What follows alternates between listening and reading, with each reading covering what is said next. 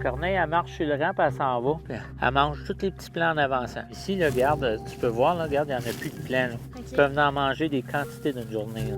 Le sujet de la chasse aux corneilles a suscité de vives réactions sur les réseaux sociaux dans les derniers temps. Et oui, si vous ne le saviez pas, il est possible de chasser la corneille et même de la cuisiner. Il y a d'ailleurs des tournois de chasse qui sont organisés à travers la province, ce qui a suscité la grogne chez plusieurs organismes de protection des animaux.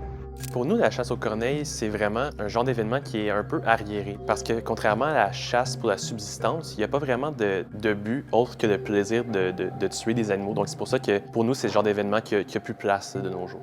Mais il y a des agriculteurs qui ont un autre point de vue sur la question. Entre 2008 et 2018, la Financière agricole du Québec a enregistré 625 000 $ en pertes financières causées par les corneilles dans les cultures estriennes. Je m'en vais donc à Ogden rencontrer un agriculteur qui connaît bien cette réalité. Là, on va aller voir un champ qu'on a eu un peu de dommages par les corneilles l'an passé.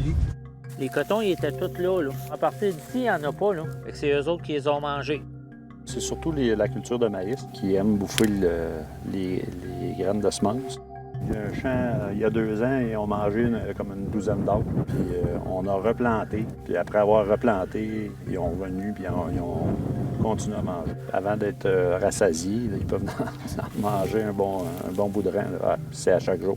Moi, ben, c'est à cause que j'ai mon alimentation, mes animaux. Fait que ça s'attaque à mon alimentation là, en hiver. Là. Comment est-ce qu'on remédie à cette problématique-là? Nous autres, on a acheté un canon propane pour les effaroucher, mais ils s'habituent à ça aussi, où ils se déplacent dans un autre spot. Il faut en tuer. Il faut baisser le cheptel. Il ne faut pas qu'il y en ait autant. S'il y a des chasseurs qui en éliminent, bien, ça contrôle la population.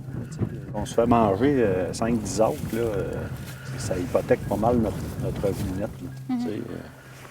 C'est important de s'en occuper.